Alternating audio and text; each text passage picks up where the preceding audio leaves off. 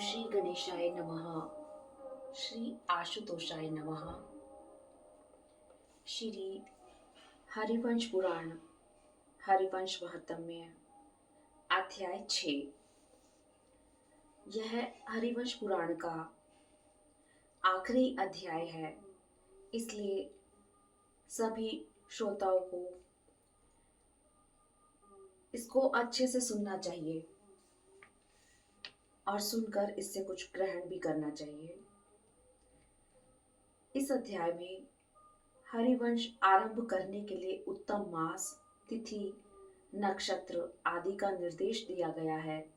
देव पूजन, व्यास पूजन तथा कथा समाप्ति पर दी जाने वाली दक्षिणा और दान आदि का उल्लेख तथा श्रवण का महत्म्य बताया गया है। जन्मजय ने पूछा, मुनि श्रेष्ठ, हरिवंश का प्रारंभ कैसे करना चाहिए? उसकी पूजा का विधान किस प्रकार बताया गया है?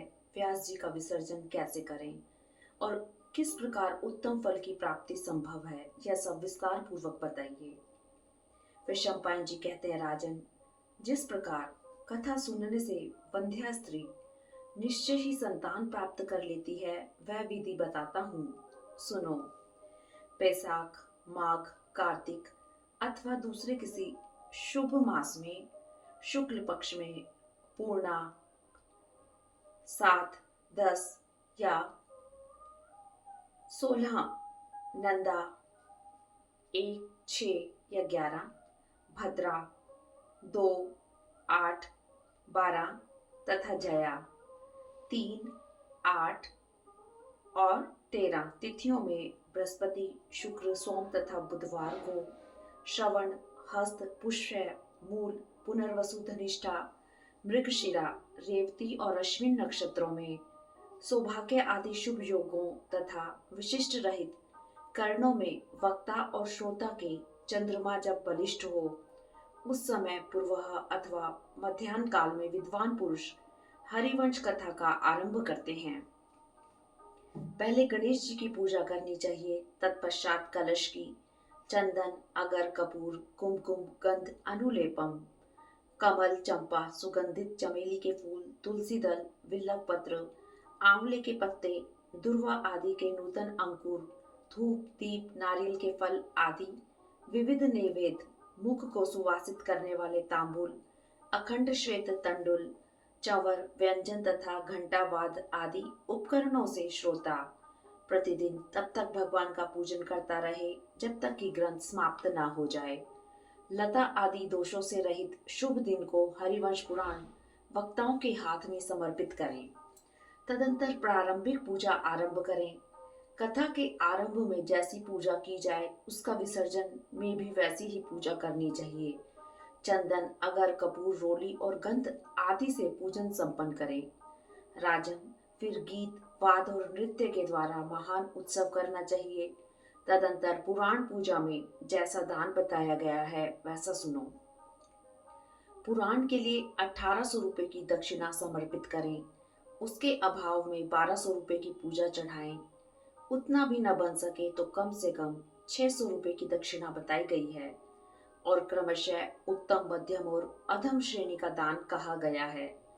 तत्पश्चात नूतन वस्त्रों द्वारा पत्नी सहित व्यास का संपूर्ण भाव से पूजन करें। ऐसा करने से यजमान को उत्तम फल की प्राप्ति होती है। वाचक को कैयूर, अंगद आदि आभूषणों तथा मुकुट आदि से अलंकृत करके उन्हें पहनने योग्य सुंदर कुंडल भी देने चाहिए। बछड़े सहित तथा गर्भवती कपिला गौओं का भी दान करना चाहिए। यजमान वाचकों को अश्व आदि वाहन और दास दासी भी समर्पित करें। आसन, धूप, दीप आदि वस्तुएं, पात्र, शैया, गद्दा, रजाई आदि, तकिया, लड्डू, बटलोई, पीढ़ा आदि, जलपात्र, बहुत सा अन्न, नमक तथा घी, तेल आदि सामग्री भी जो 1 वर्ष तक अंट सके, वाचक की सेवा में दे। ये सारी वस्तुएं व्यास आसन पर विराजमान हुए द्विजराज वक्ता को भेंट करनी चाहिए। फिर वाचक से मनोवांछित वर पाकर यजमान उनकी परिक्रमा करे। पालना पूरी होने पर रुद्र मंत्र का जप करने वाले द्विजराज को वस्त्र आदि तथा मुद्रिकाओं से अलंकृत करके उसे नवीन कंबल और सुंदर ताम्र पात्र दें। प्रत्येक द्विज के उद्देश्य से बहुत सी दक्षिणा देनी चाहिए। तत्पश्चात अभिषेक युक्त गुरु और पुरोहित को वस्त्र आदि से विभूषित करके दक्षिणाओं से संतुष्ट करें। तदंतर अन्य सब ब्राह्मणों को भी दक्षिणा देकर उनका सत्कार करें। कर्म की शांति के लिए होम भी करना चाहिए।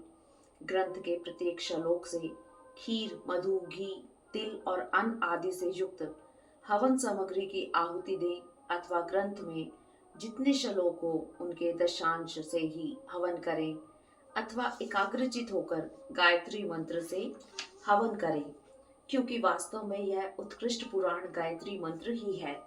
यदि होम कराने की शक्ति ना हो तो विद्वान पुरुष उसका फल प्राप्त करने के लिए ब्राह्मणों को कुछ स्वर्ण दान दे दे तथा कर्म में जो नाना प्रकार की त्रुटियां रह गई हैं या विधि में जो न्यूनता अथवा अधिकता हो गई हो, उन दोषों की शांति के लिए विष्णु सहस्त्र नाम का पाठ करें। उससे सभी कर्म सफल हो जाते हैं, क्योंकि इससे बढ़कर दूसरा कोई साधन नहीं है। हवन के पश्चात 24 सपत्नीक ब्राह्मणों को आदर पूर्वक भोजन कराएं। उन श्रेष्ठ ब्राह्मणों को गंध और मालाओं से अलंकृत करके स्वर्णमयी दक्षिणा, धान्य और रत्न आदि देकर संतुष्ट करें। उन ब्राह्मणों के यथावत भोजन कर लेने पर उन्हीं के निकट सपत्नीक वाचक को भी भली भांति अलंकृत करके भोजन कराएं और वस्त्र तथा आभूषणों से संयुक्त करके नमस्कार करें। ब्राह्मणों के प्रसन्न होने पर यजमान के ऊपर देवता प्रसन्न होते हैं। वाचक के संतुष्ट होने पर श्रोता को शुभ एवं सर्वोत्तम प्रीति प्राप्त होती है। व्रत की पूर्ति के लिए यजमान दूध देने वाली गौ तथा स्वर्ण का दान करे। यदि शक्ति हो तो 3 पल सोने का एक सिंहासन बनवाकर उसके ऊपर सुंदर अक्षरों में लिखी हुई हरिवंश की पोथी रखें और आह्वान आदि दक्षिणा सहित उपचारों से उसका पूजन करके वस्त्र, आभूषण और गंध आदि से पूजित हुए महात्मा आचार्य को वह पुस्तक दान कर दें। इस प्रकार दान करके उत्तम बुद्धि वाला विद्वान श्रोता संसार बंधन से मुक्त हो जाए। नवाह यज्ञ का यह विधान संपूर्ण पापों का निवारण करने वाला है। इसका इस प्रकार यथावत रूप से पालन करने पर यह हरिवंश पुराण मनोवांछित फल प्रदान करता है तथा समस्त कामनाओं और पुरुषार्थों का साधक होता है। जो इस विधि से इस पुराण को समाप्त करता है उसकी पत्नी एक ही महीने में गर्भ धारण कर लेती है। जो इस विधि से व्यास की पूजा करता है तथा दान मान के द्वारा उसका सत्कार करता है, उसकी स्त्री अवश्य गर्भवती होती है। मैंने जो नाना प्रकार के भजन पूजन आदि बताए हैं, उन्हें करके नारी सूर्य तुल्य तेजस्वी पुत्र प्राप्त करती है तथा वंध्या नारी भी अवश्य गर्भ धारण कर लेती है। जैसा कि व्यास जी का वचन है, जो ब्राह्मण के रत्न का अपहरण करता है वह संतानहीन हो जाता है। उससे शरीर की शुद्धि के लिए महारुद्र मंत्र के जप आदि का विधान है। सूत जी कहते हैं, शौनक, तदंतर भरतवंशी राजा जन्मेजय ने भक्ति भाव एवं सत्य से युक्त श्रद्धापूर्ण एकाग्रचित से हरिवंश की कथा सुनकर अंत में दृढ़ निश्चय करके दंभ और शठता छोड़कर भक्ति पूर्वक व्यास का पूजन किया।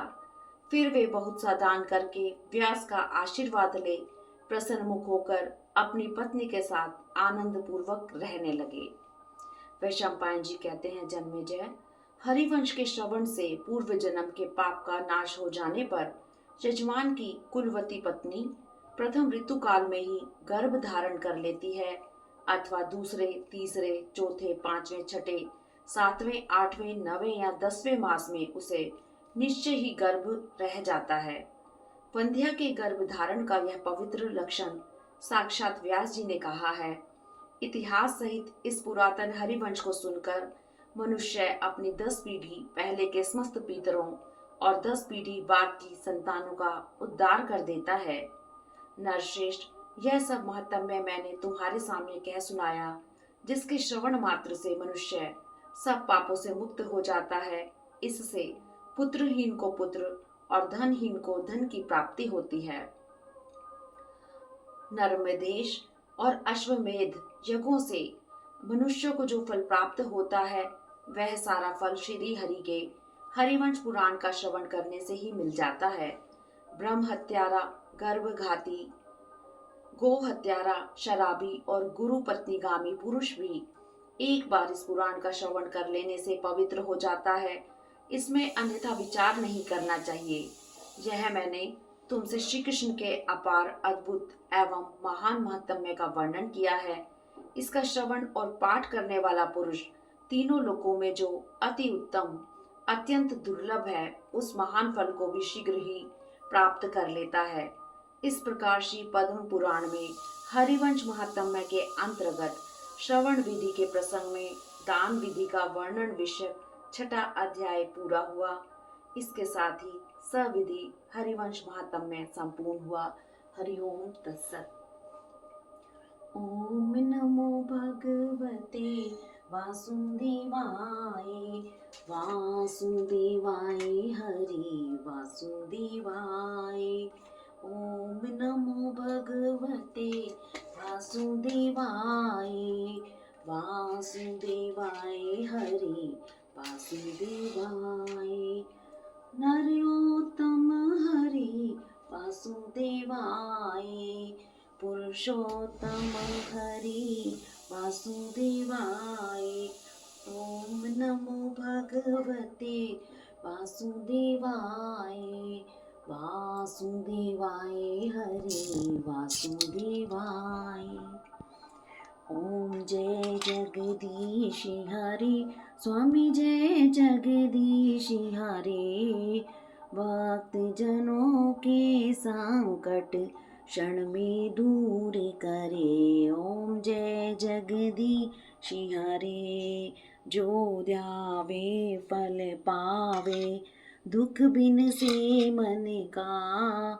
सुख संपत्ति घर आवे, कष्ट मिटे तन का। ओम जय जगदीश हरे। मात पिता तुम मेरे, शरण गहूँ मैं किसकी। तुम बिन और न दूजा, आस करूँ मैं जिसकी। ओम जय जगदीश हरे। तुम पूर्ण परमात्मा, तुम अंतर्यामी। पार ब्रह्म परमेश्वर, तुम सबके स्वामी। ओम जय जगदीश हरे। तुम करुणा के सागर, पाप हरो देवा। श्रद्धा भक्ति बढ़ाओ, संतन की सेवा। ओम जय जगदीश हरे। विषय विकार मिटाओ, पापी हरो देवा। श्रद्धा भक्ति बढ़ाओ, संतन की सेवा। ओम जय जगदीश हरे।